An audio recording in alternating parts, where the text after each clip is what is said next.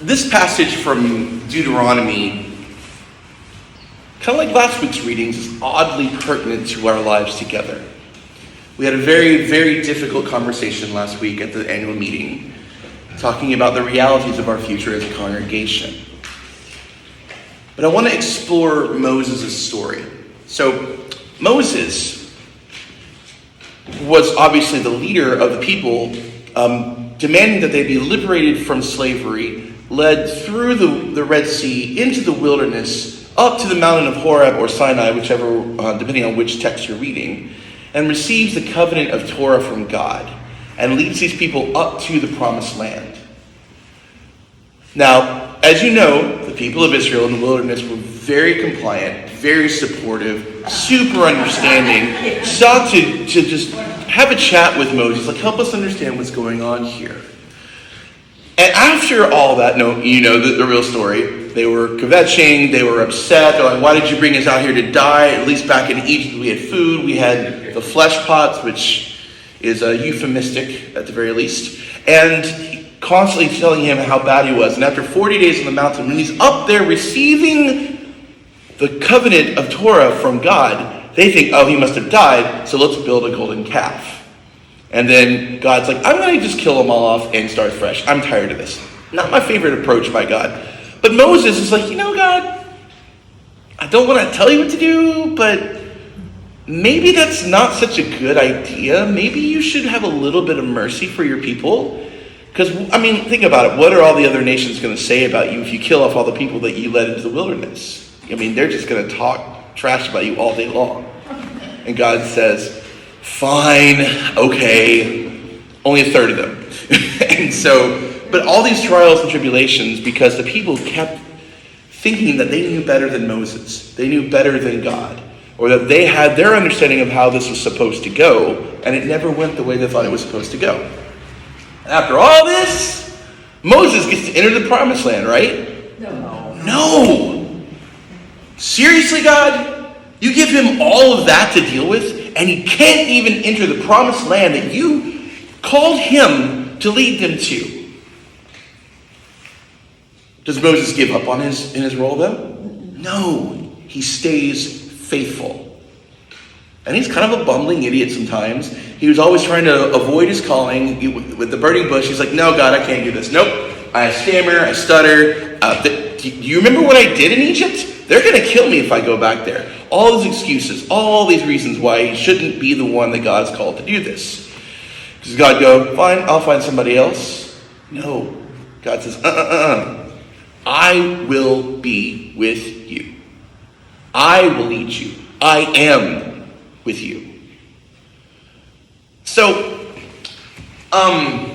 raise your hand if this seems like the kind of story you want to have for your life. Right. Not even Jesus gets out of it alive. Well, eventually he does. So, what we're seeing right here is the end of Moses' time, and he's telling the people, look, my time is ending. I am not going to make it with you to the promised land.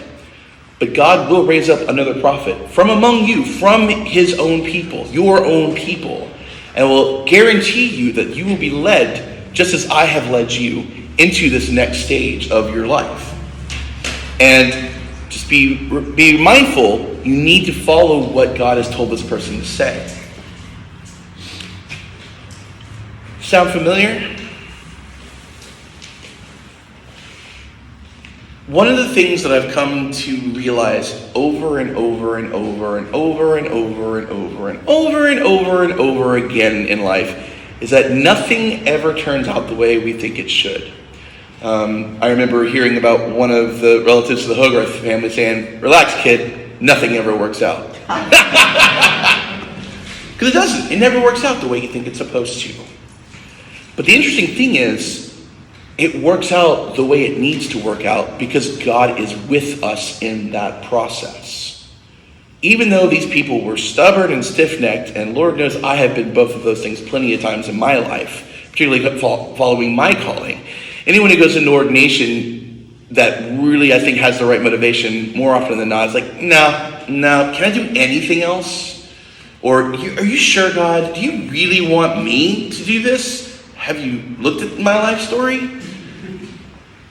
As the phrase goes, God doesn't call the equipped, God equips the called. So, the story of God is not one of comfort. It's not one that allows life to be the way we think it's supposed to be.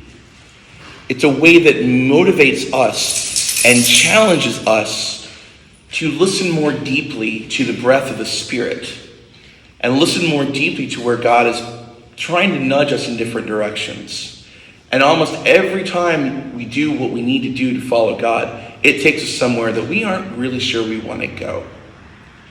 Has anyone ever experienced that in their lives? All the time. Exactly. Yeah, I see him right. That's not a comfortable place, but it's where God is. Now, Moses went through all these horrible things, never got to see the fulfillment that he had led these people to. But who is one of the first names everyone thinks of when they hear about the Bible? Moses.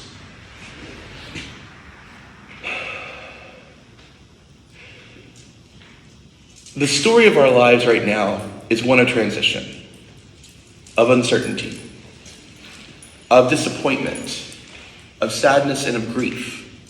It's also the story of following where God is trying to lead us and where God is saying, hey, I got you. It may not be what you think it's supposed to be, but I've got you. Keep following me. Keep listening for me. Keep trusting me. Allowing Heidi to be the mouthpiece for God at times. When we follow God, are leading ourselves to fullness of life, to the highest calling. And as you know, when you try to make straight A's, you have to work a lot harder than if you're just going for B's and C's. I know, I've seen me do both.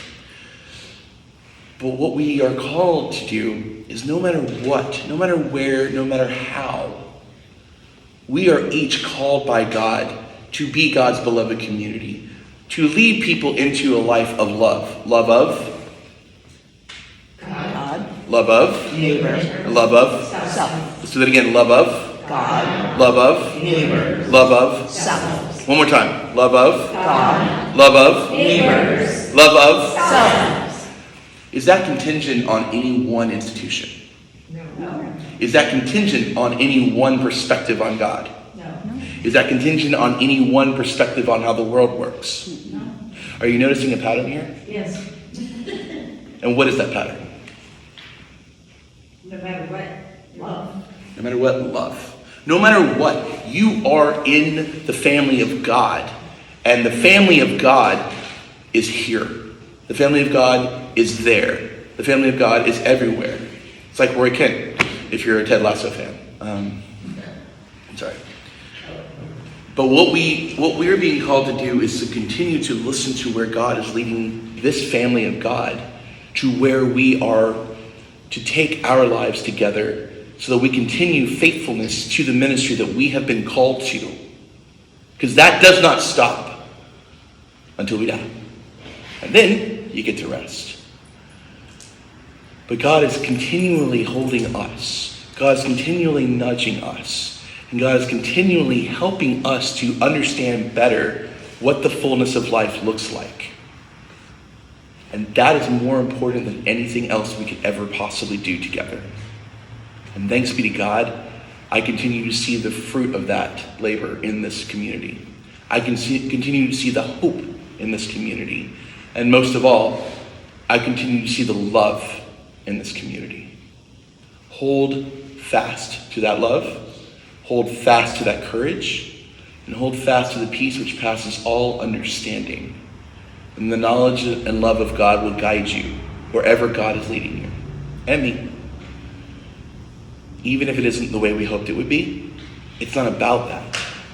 It's about the calling to which we are called.